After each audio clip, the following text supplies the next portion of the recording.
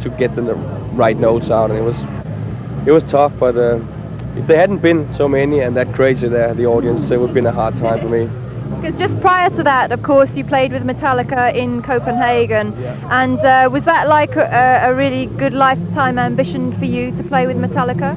Absolutely, yeah, absolutely. It was great. And then in Denmark, you know, in front of a home audience, and even though we played at 4 in the afternoon, broad daylight and everything, it's great. Everybody was like kind of like the Dynamo. It was just there was 30,000 there.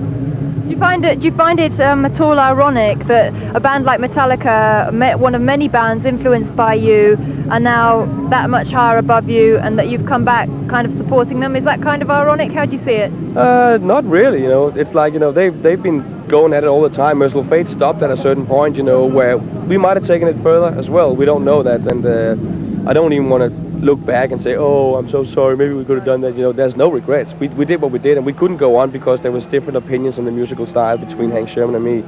And now he's back in his heaviest style ever, and it's like we've discussed a lot of things before we even started this whole project with Merciful Fate again, and it doesn't mean that King Diamond's not going to continue, because we already have the next album written. We're just looking for a deal in America right now, so but we're going to give 100% for Merciful Fate, and there's going to be more albums from Merciful Fate too, so we're going to go 100% tour as much as we can for this album. Whenever we can't tour anymore this new album, then it's time for King Diamond to go in the studio and do one. So the new album is called Into the Shadows, and it's out a little bit later this month. Very quickly, preview of that album?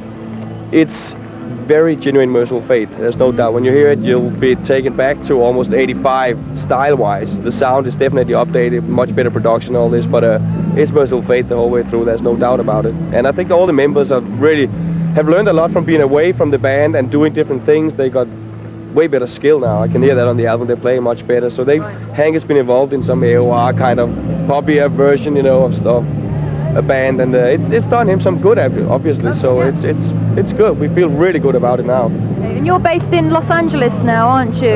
Dallas, Texas. And you're happy about being over in the States? Actually, yeah, it's very nice there. I used to live in LA at a time, but it was not quite my scene. All right then, King Diamond, thank you very much for talking to us. I'm going to let you go off and enjoy the rest of the Metallica gig. You can hear it there in the background behind us. We're going to have another short break right now, and then after that we'll be back talking to Megadeth. So stay tuned. Thanks to King Diamond.